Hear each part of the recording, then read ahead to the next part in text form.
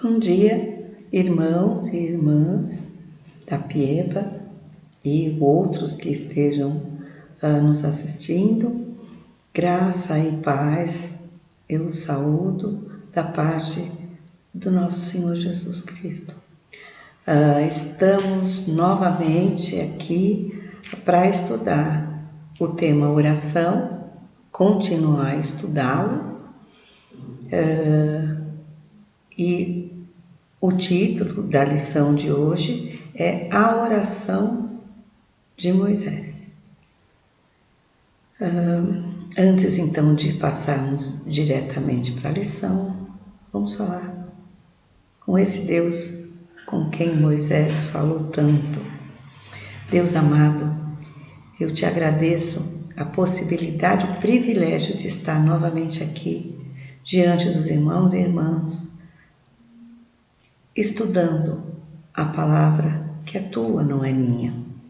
Então que seja assim, eu te peço, neste dia, nesta manhã, que a tua palavra seja transmitida como o Senhor quer, e excluindo dessa transmissão a minha vontade, para que aquilo que realmente seja a tua vontade seja transmitido aos irmãos e irmãs nesta manhã e em qualquer outro momento alternativo que esta aula estiver sendo assistida. Te agradeço muitíssimo pelo que o Senhor é e pelo que o Senhor faz em nossa vida. Em nome de Jesus. Amém. Amados, então, esta é a aula de hoje, que se chama a Oração de Moisés. Na verdade, eu dei um títulozinho a mais para ela, deveria ser a Oração de Moisés, Compromisso com Deus. Eu quero aproveitar esse momento para fazer uma coisa que eu deveria fazer todos os dias em que eu dou aula, mas infelizmente eu me esqueço, mas eu hoje não estou esquecendo. Quero agradecer a Deus a possibilidade de ter o meu marido, a quem eu agradeço, porque é ele quem faz todas as aulas, todos os slides, e se alguma coisa a mais existe, eu posso trazer nessa aula. Isso é fruto do trabalho dele, da habilidade dele. Eu sou muito grata a Deus e a ele. Então, vamos seguindo. Então, a oração de Moisés, é isso que nós vamos falar hoje.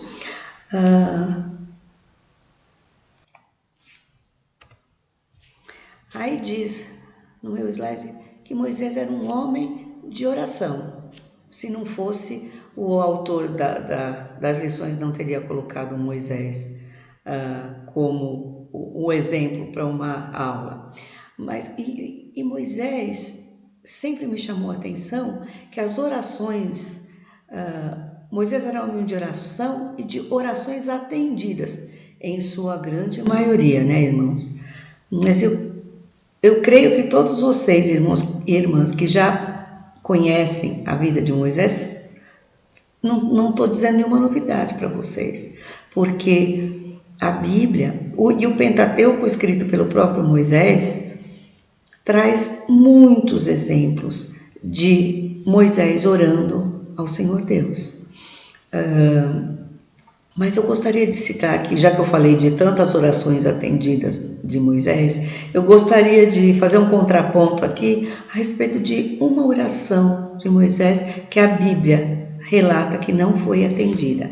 Eu vou ler o texto para os irmãos, que está lá em Deuteronômio 3, de 23 a 27, e o texto diz o seguinte: naquela ocasião, implorei ao Senhor, e esse implorei era de Moisés. Implorei ao Senhor, ó soberano Senhor, tu começaste a mostrar a teu servo a tua grandeza e a tua mão poderosa. Que Deus existe no céu ou na terra que possa realizar as tuas obras e os teus feitos poderosos. Maravilha esse jeito de louvar ao nosso Deus.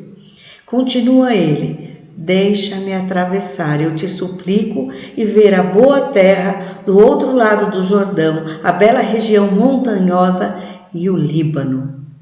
Moisés estava pedindo a Deus para atravessar para a terra prometida. Por quê? Porque Deus tinha dito a ele, por causa daquele episódio lá da água da rocha, em que Deus havia falado para Moisés falar a rocha, e o povo deixou Moisés tão furioso que, em vez de falar a rocha, ele bateu na rocha. E Deus disse que ele estava dando um exemplo de insubmissão, e por isso ele não iria entrar na terra. E junto com ele estava o irmão dele, Arão, que também não entrou na terra igualmente. Seguindo: deixa-me atravessar, eu te suplico, e ver a boa terra do outro lado do Jordão, a bela região montanhosa e o Líbano. Todavia, por causa de vocês, o Senhor irou-se contra mim. Ele está falando essas coisas para o povo de Israel. Por causa de vocês, o Senhor irou-se contra mim e não quis me atender. E aí vem a resposta de Deus. Basta, ele disse, não me fale mais sobre isso. Suba ao ponto mais alto do Pisga e olhe para o oeste, para o norte, para o sul e para o leste. Veja a terra com seus próprios olhos, pois você não atravessará o Jordão. Quantas vezes eu já pensei, e vocês também já devem ter pensado, puxa vida, uma vez Moisés foi lá e fez do jeito que não era para fazer, e o castigo dele foi grande, né? E acho que muitas vezes a gente pensa assim, eu já pisei tantas vezes na bola e Deus é tão bom para comigo. Mas Deus continuou sendo bom, o tempo todo ele é bom. E ele tem os seus próprios planos, os seus próprios propósitos. E nesta oração que Moisés fez, ele não foi atendido. E os irmãos que conhecem estas passagens da Bíblia sabem que ele não entrou na terra prometida.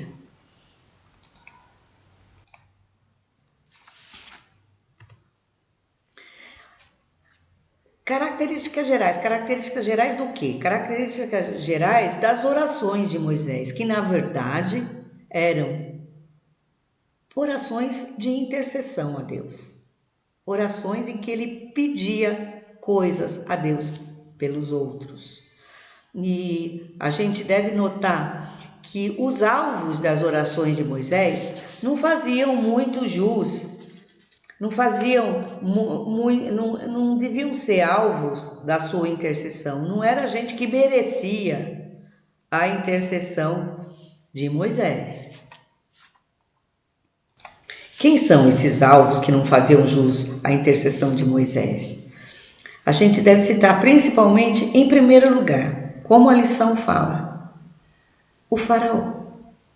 Aquele faraó, quantas vezes Moisés foi diante dele e pedia a ele para deixar o povo ir. E aí começaram as pragas, que os irmãos conhecem, as irmãs conhecem. As pragas vieram e a cada vez que vinha uma praga, Moisés e Arão eram chamados diante do faraó, e ele falava, então orem para o Deus de vocês, para que essa praga cesse, e eu vou deixar o povo de vocês ir. Sempre ele tinha vários empecilhos, ele impunha várias condições, e a coisa foi indo até a 10ª praga da morte dos primogênitos. Os senhores conhecem esta história. Mas então, o alvo era o povo do Egito, o governo do faraó, esse faraó que o tempo todo se recusava a deixar o povo ir. E outro alvo que também não era merecedor de muita oração intercessória, porque não tinha um bom comportamento, era o povo de Israel. Então Moisés estava sempre orando por alvos que a gente, pensando humanamente, não mereciam as orações intercessórias de Moisés. A história da nossa lição, ela se baseia muito na história do bezerro de ouro. Eu sei que a maioria de vocês conhece a história do bezerro de ouro, mas vamos relembrar aqui um pouquinho. Moisés tinha sido chamado, convocado por Deus a subir ao Monte Sinai, levaria consigo apenas Josué, mas Josué ia ficar mais longe, ele era o fiel escudeiro de Moisés, e Moisés apenas estaria diante do Senhor. E lá Moisés ficou durante 40 dias e 40 noites, diante do Senhor, recebendo a lei.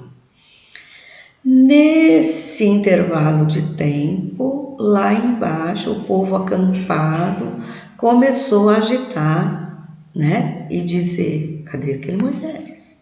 Cadê aquele homem que nos tirou lá do Egito? O que é isso? Vai ver que ele nunca mais vai aparecer. Então, como é que a gente vai ficar diante de Deus?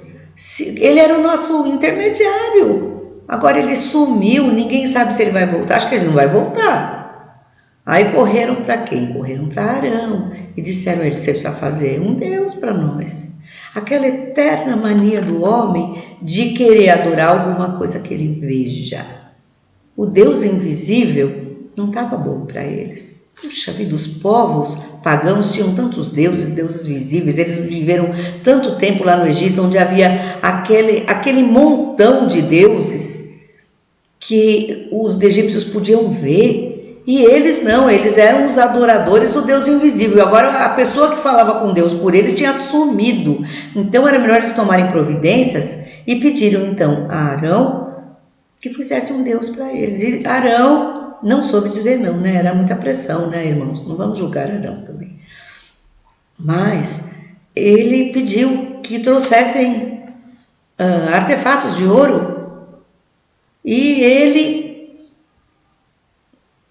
uniu essas peças de ouro e confeccionou um Deus. Um Deus que, quando Moisés chamou a atenção dele, falou, que é isso, Arão? Como é que você me fabrica um Deus para esse povo adorar? Ele disse, não, eu joguei o ouro lá e saiu esse bezerro. Mas quando você vai ler a Bíblia, você vê que não foi bem assim, eu joguei o ouro lá e saiu esse bezerro. Porque a Bíblia descreve que ele pegou e com um instrumento ele moldou o bezerro. Então não é bem do jeito que ele falou para o irmão. Mas ele fez o tal do bezerro e o povo começou a se alegrar, a celebrar, porque agora eles tinham um Deus que era visível, aquele bezerro de ouro. E nós falamos conosco mesmos, que povo é esse que fez isso de pedir um Deus visível porque Adão estava demorando? Porque Moisés estava falando de Adão na outra aula. Porque Moisés estava demorando, mas que coisa deplorável. Mas nós não somos muito diferentes do povo de Israel, não, irmãos? Vamos trazer um pouco para nós, né? Nós estamos falando que Moisés bateu na rocha, que Arão fez o bezerro de ouro, que o povo se corrompeu, mas nós também somos constantemente tentados, isso está escrito lá na nossa lição, a trocar o Deus verdadeiro e a sua vontade por ídolos mais identificados com os nossos planos e os nossos desejos.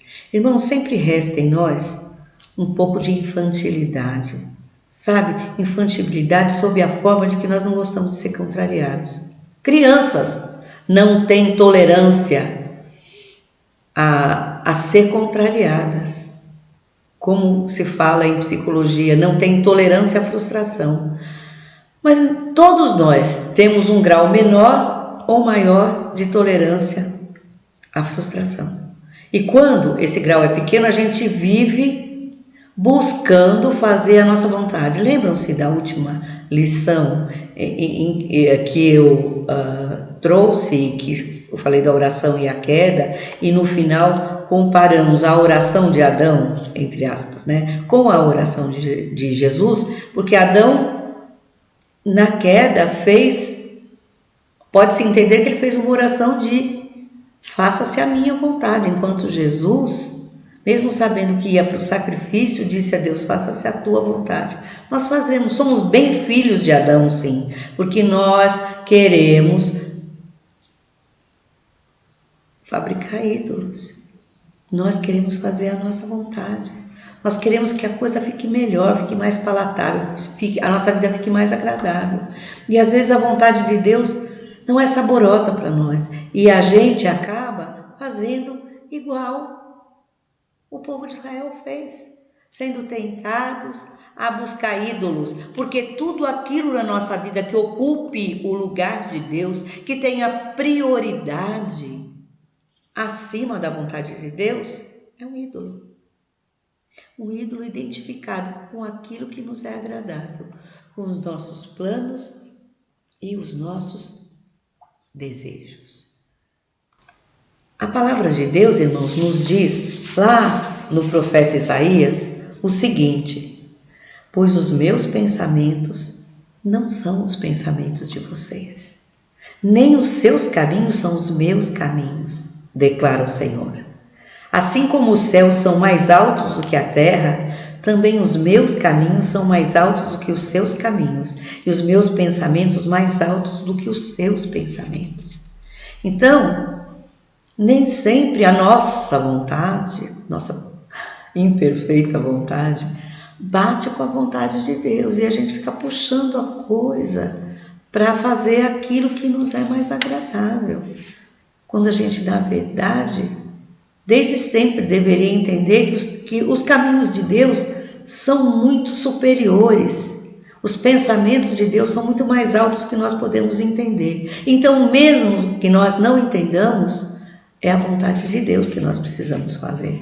E o povo era para ficar lá e esperar Moisés voltar, mas isso não foi o suficiente para eles. Eles tiveram que fazer a sua própria vontade, assim como muitas vezes nós também fazemos.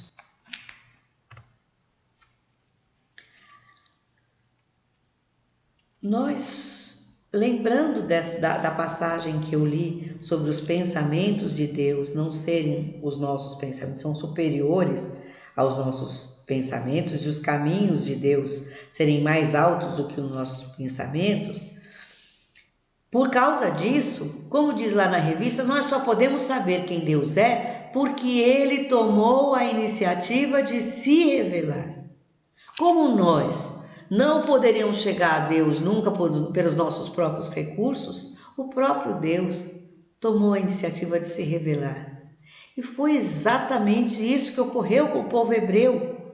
Deus se revelou de um modo como não havia se revelado a nenhum outro povo.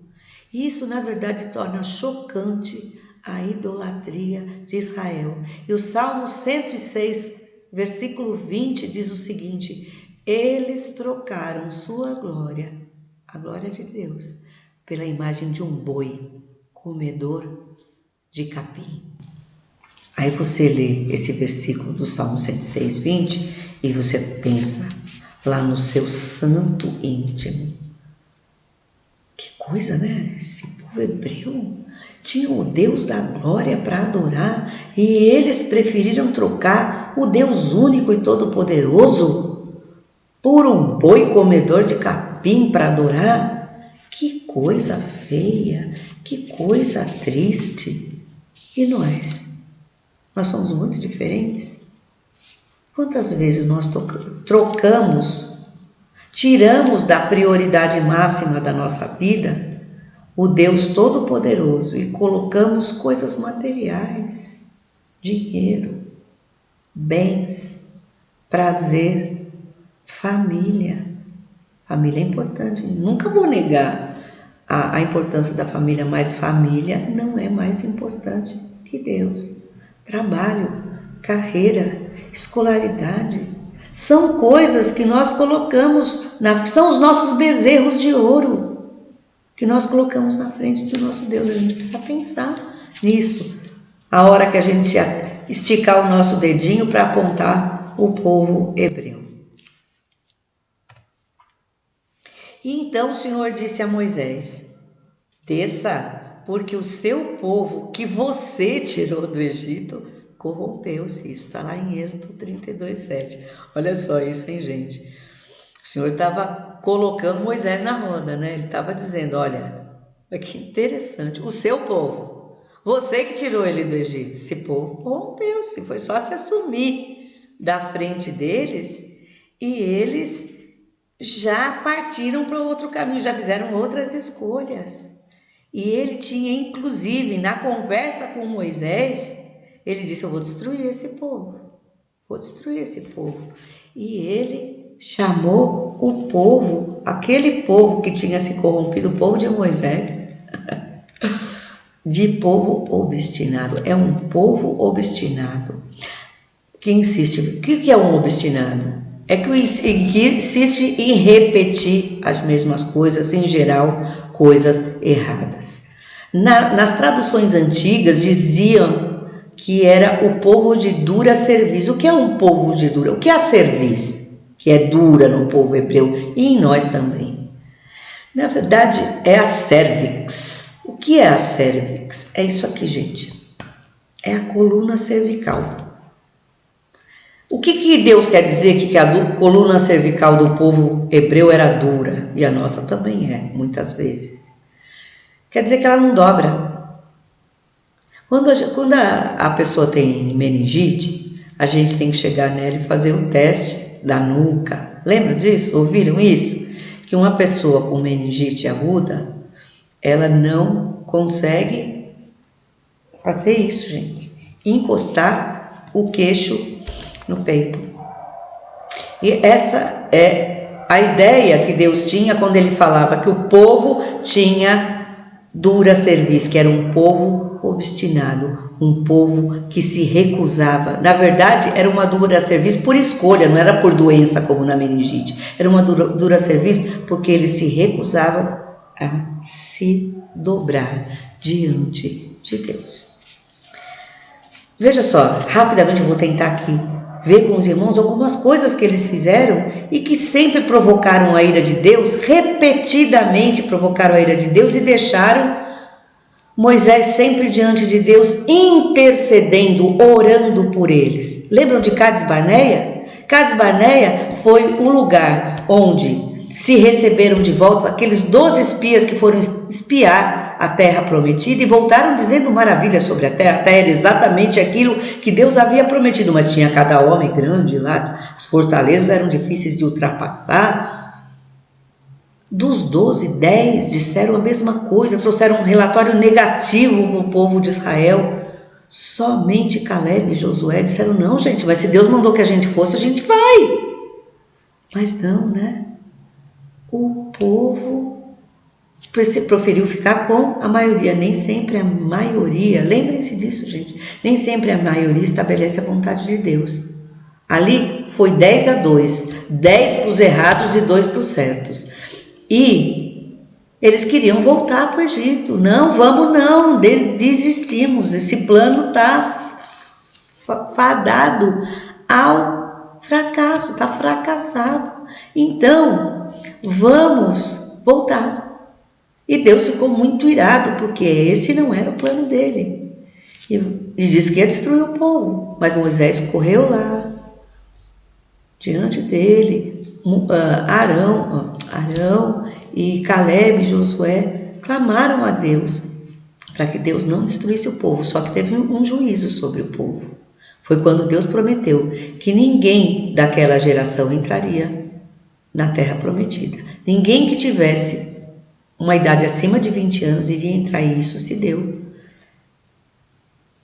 Quando eles já estavam no deserto, lá para frente, lá bem, muitos anos à frente, eles começaram de novo com essa coisa. Foi assim, uma reclamação completa.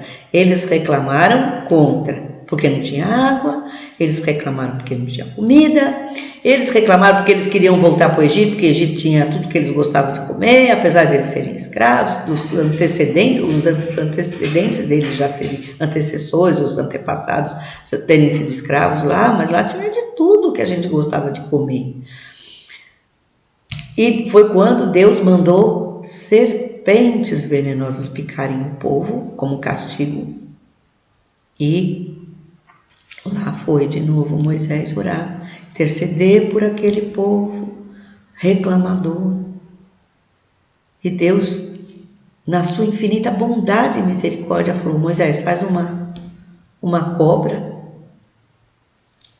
de metal, coloca num poste, aquele que for picado e olhar para o poste vai ser salvo. Isso até é uma certa analogia, né? Com Jesus Cristo na cruz, que aquele picado pelo veneno do pecado, mas que olhasse para Jesus seria salvo. Isso é citado depois no Novo Testamento. Mas essas coisas foram se repetindo durante o tempo em que Moisés conduziu o povo em direção à terra prometida. E se os irmãos forem pesquisar a respeito, os irmãos vão ver que tem muito, o povo pecava muito por murmuração, por reclamação. E a gente precisa se cuidar. Irmãos e irmãs, nós precisamos nos cuidar para que nós não sejamos sempre aqueles que reclamam, sempre aqueles que murmuram, sempre aqueles para quem nada está bom, principalmente quando não é feita a nossa vontade. Irmãos, cuidado com a murmuração.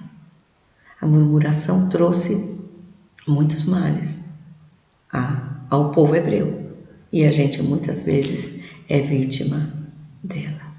Aliás, a gente usa desse artifício e com certeza Deus não se agradou daqueles murmuradores e não se agrada de nós também quando nós murmuramos. Seguindo, irmãos. O primeiro tópico da nossa lição diz: nossas orações precisam expressar compromisso com Deus. Falando sobre Moisés, qual era o compromisso que Moisés tinha? Moisés tinha compromisso com uma missão que Deus lhe havia entregado. E qual era a missão de Moisés? Era essa daqui, que está lá em Êxodo 3, 7 e 8, naquele episódio em que Deus apareceu a Moisés naquela sarça que pegava fogo, mas não se consumia. E assim disse o Senhor: de fato tenho visto a opressão sobre o meu povo no Egito, e também tenho escutado o seu clamor por causa dos seus feitores, e sei quanto eles estão sofrendo. Por isso desci para livrá-los das mãos dos egípcios e tirá-los daqui para uma terra boa e vasta, onde manam leite e mel, a terra dos cananeus, dos hititas, dos amorreus, dos ferezeus, dos heveus e dos jebuseus. Então, qual era a missão que Deus estava entregando para Moisés? A missão de que ele fosse ao Egito, livrar o povo hebreu dos egípcios e levá-los para uma terra boa e vasta que Deus estava prometendo a eles.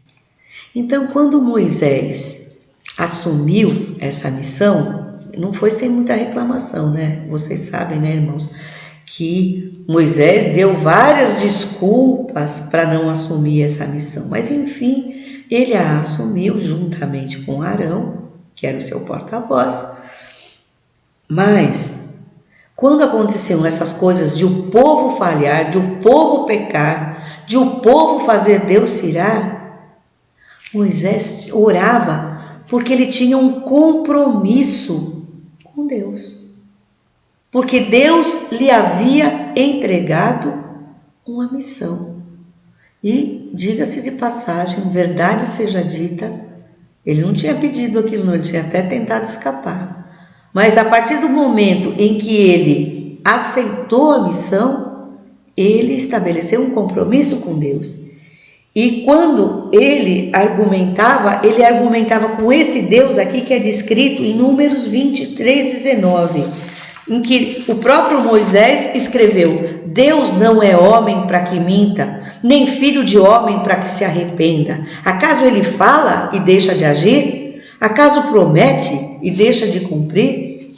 É a esse Deus que não mente, que não se arrepende das suas promessas, que não fala e deixa de agir, e que quando promete e cumpre, era com esse Deus que Moisés tinha compromisso.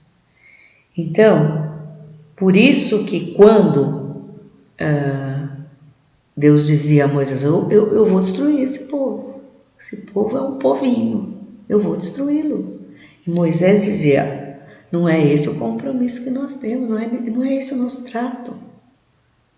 Deus, se o Senhor vai destruir o povo, então o Senhor me apaga, o Senhor me cancela, o Senhor me tira dessa jogada.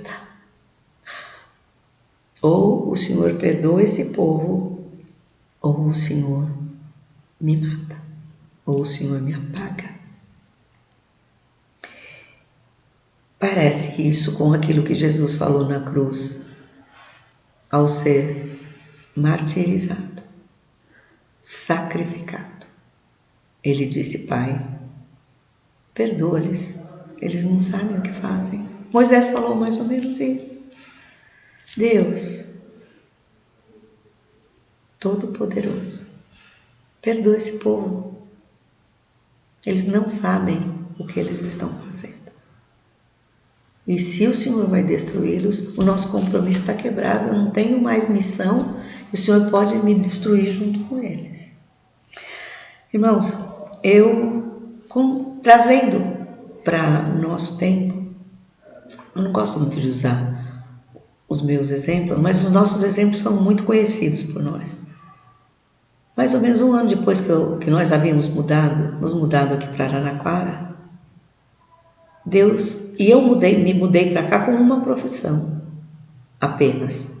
Eu era tradutora médica, por isso que eu podia ir para um lado para o outro, mudar de cidade, e levando o meu trabalho junto, o meu trabalho era feito por internet.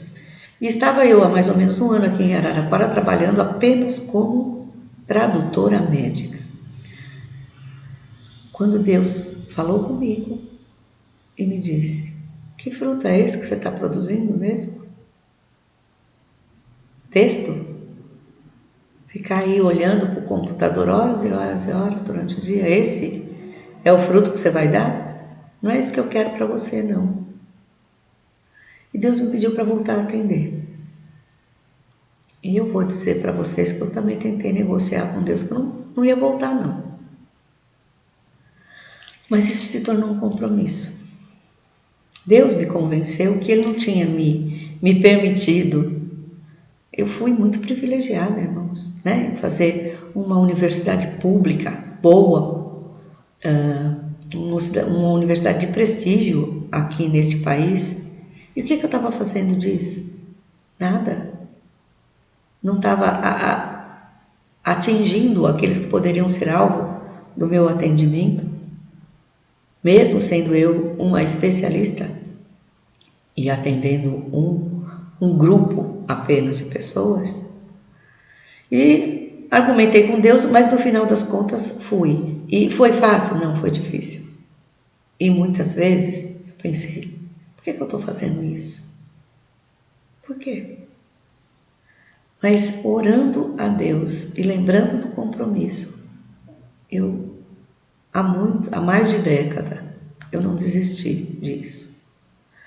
E é assim, as nossas missões, quando Deus nos dá uma missão, irmãos, seja ela qual for, dentro da igreja, fora da igreja, nós temos que ir para essa missão como um compromisso com Deus. E nas nossas orações, argumentarmos com Deus, quando a coisa fica pegada, quando a coisa fica difícil, a gente inclusive dizer para Deus: Deus, isso não está dando muito certo, mas é um compromisso que eu tenho com o Senhor.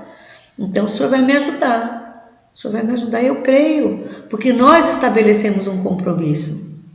Eu tenho uma relação de compromisso com o Senhor. Então, sabendo que o Senhor não é um Deus que age, não fala que age, mas age, é um Deus que promete e cumpre. Como o Senhor me chamou para uma missão, eu sei que o Senhor vai me ajudar.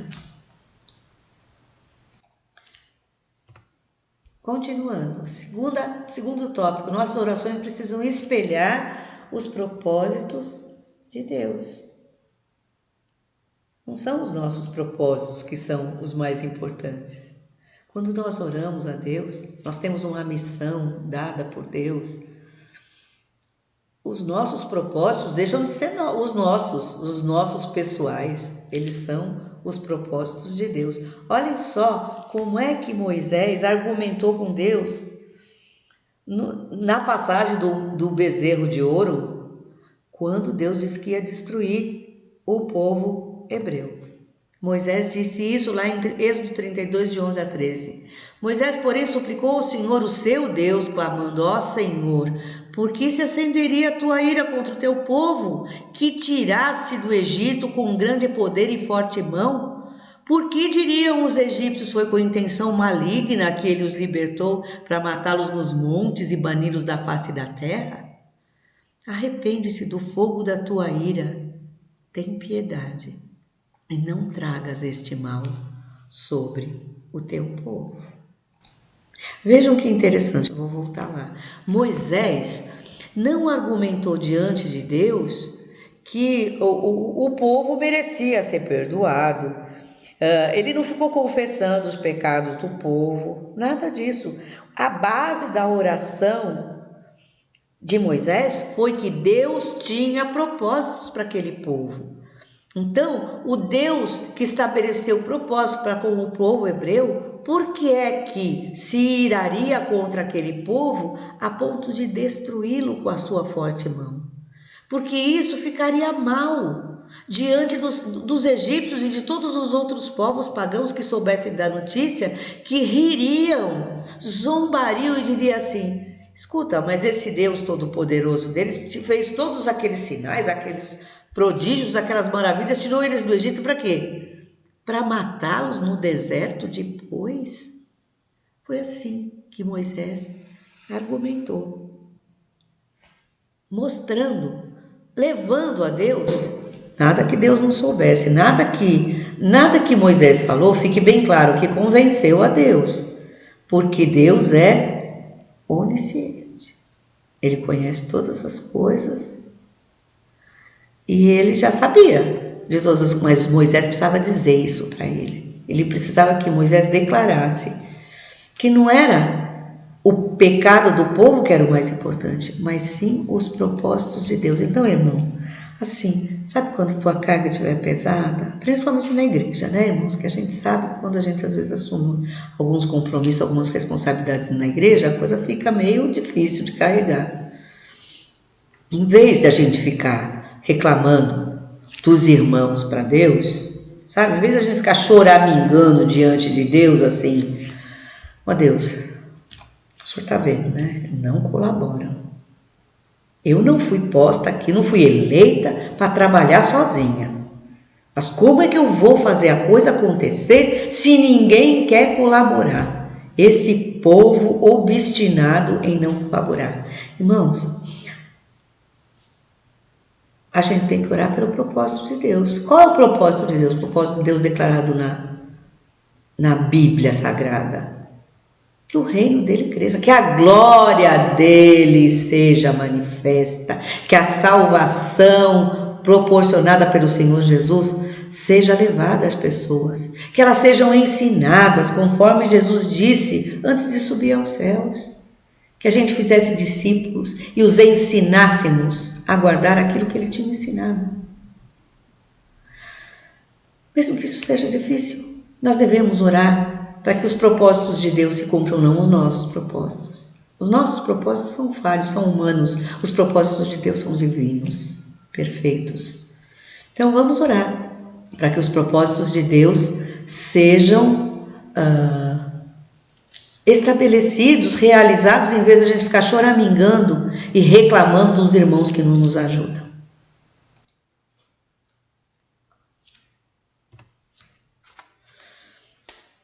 terceira parte, essa daí eu enxertei na lição, que é a perseverança na oração.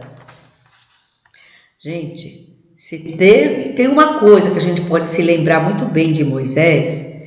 Moisés era um exemplo de perseverança na oração, porque os irmãos, só nesse tempinho que nós ficamos conversando aqui, Moisés foi, repetindo e orando, e o povo pecava, e ele orava, e o povo pecava, e ele intercedia. Então, muito perseverante. Quando Deus declarou para Moisés que ele ia destruir o povo, mais de uma vez ele falou assim, vamos fazer assim, Moisés. Eu vou destruir esse povo, porque esse povo não merece a terra prometida, mas eu vou conservar você e vou fazer de você uma grande nação. Pensa comigo, Moisés podia ter aceitado essa proposta de Deus, não podia? Mas não era esse o propósito de Deus. Ele tinha que orar batendo com o propósito de Deus. Por isso ele perseverou orando pelo povo. O propósito de Moisés era o propósito de Deus, de que ele cumprisse a sua tarefa, aquela tarefa que desde a sua chamada lá diante da sarça ardente lhe fora atribuída. E o orgulho não lhe subiu a cabeça de dizer, é isso mesmo, viu Deus?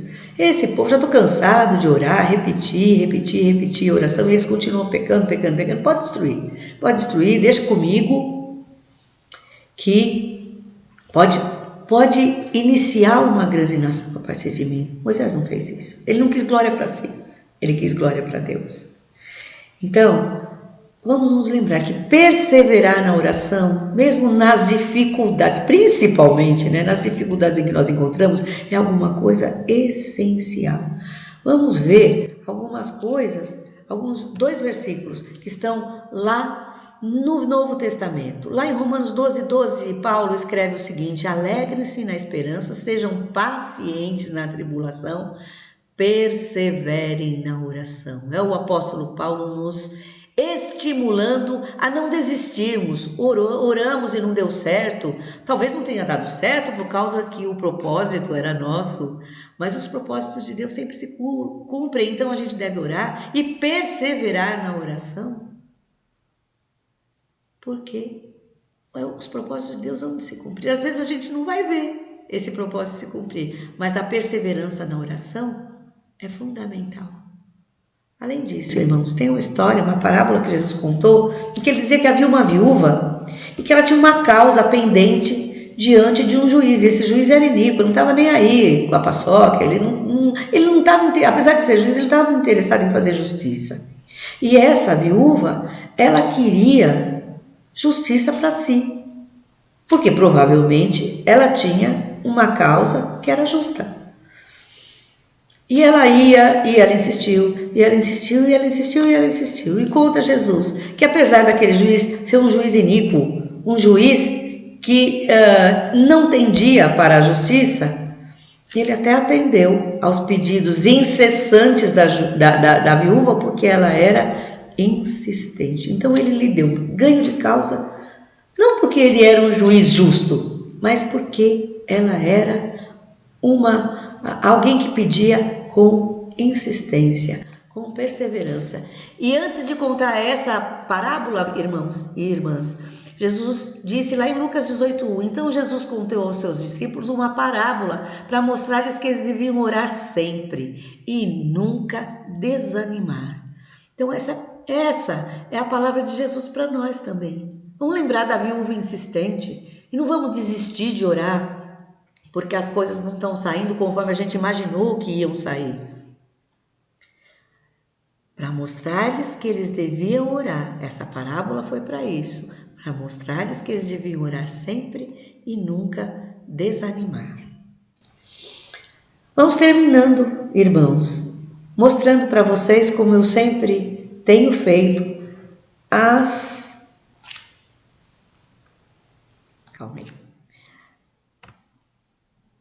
coisas para a gente pensar e praticar que foram retiradas desta lição. 3 coisinhas, como sempre. Retirei essa frase da revista, achei preciosa. Gente, oração é uma conversa com Deus a respeito de coisas que fazemos juntos. Esta é uma citação que o autor da lição fez, de um autor chamado Dallas Willard. É isso. Olha que frase bonita. Oração é uma conversa com Deus. Nós já sabemos que oração é conversa com Deus a respeito de coisas que fazemos juntos. Assim como Moisés fez. Coisas que ele tinha compromisso com Deus. Coisas para cumprir os propósitos de Deus e não os seus mesmos. Então vamos orar a Deus a respeito dos compromissos que nós estabelecemos com Ele, dos propósitos, de cumprir os propósitos das missões que Ele nos atribuiu. Então, coisas que nós vamos fazer juntos com Deus. Que privilégio, não é, irmãos? Segunda coisa, oramos porque Deus tem propósitos, inclusive para aqueles que, a nosso ver, não merecem a ação de Deus em seu favor. Talvez alguma pessoa no seu trabalho, na sua família, no nosso governo, na nossa igreja, estejam agindo de maneira que nós achamos que não são os melhores modos de agir, que não tomam as melhores decisões, mas não nos compete julgar, irmãos, porque são os propósitos de Deus que vão ser cumpridos. E como diz aí esse item, inclusive por aqueles para quem Deus tem propósitos, aqueles que a nosso ver não merecem a ação de Deus em seu favor, mas vamos orar. Nós não concordamos, mas vamos orar. Sempre orando para que os propósitos de Deus sejam cumpridos, porque esses, assim como a vontade de Deus, são bons, agradáveis e perfeitos. Em terceiro e último lugar, irmãos, não vamos desistir das orações. Nem sempre Deus nos responde, primeiro, da maneira como nós gostaríamos, e segundo, no tempo em que nós gostaríamos. E às vezes, nesse lance do tempo, a gente deixa de orar. Então vamos levar isso conosco, pela vida, e praticar isso, irmãos. Essa foi a nossa lição de hoje, a respeito da oração de Moisés. E vamos terminar, então, orando. Deus querido, mais uma lição se foi, que ela seja útil para a prática de cada um de nós. Que nós nos lembremos de Moisés, teu servo, como exemplo. Homem de Deus, como Moisés era uma pessoa admirável, Senhor. Como é bom ter na Bíblia pessoas dignas de serem exemplos. Mesmo sendo pessoas falhas como nós, com certeza Moisés não era perfeito, mas nós te damos graças, porque neste dia o Senhor trouxe a nós o exemplo de Moisés como alguém que orava por compromisso contigo, orava para que se cumprissem os teus propósitos, Senhor, e não desanimava. Mesmo naquelas situações difíceis, mesmo enfrentando oposição do povo durante tantas situações, Moisés não desistiu. Que nós também estabeleçamos na nossa compromissos de oração contigo, compromissos de missão, que nós estabeleçamos orações para que o teu propósito bendito seja cumprido, Senhor Deus, e que também nós não desanimemos de orar, que nós não deixemos para lá, ou porque a nossa vontade não foi feita, ou porque está demorando. Nós não somos crianças, Senhor. Eu estou falando para adultos que precisam entender que existem os propósitos de Deus e que existe o tempo de Deus. Ajuda-nos a viver para a tua glória, para a tua honra e para cumprir os teus propósitos, em nome de Jesus. Amém. Queridos e queridas, um culto abençoado eu desejo para vocês e uma semana abençoada e abençoadora, em nome de Jesus. Fiquem em paz, que Deus os abençoe e proteja.